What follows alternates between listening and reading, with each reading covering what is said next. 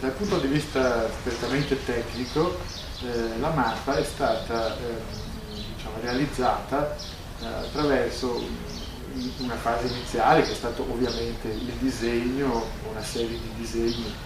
Poi questi disegni sono stati trasferiti su 6 pannelli di legno che sono stati incisi, quindi si tratta di una xilografia, di un'incisione su legno, che sono stati incisi con il dettaglio.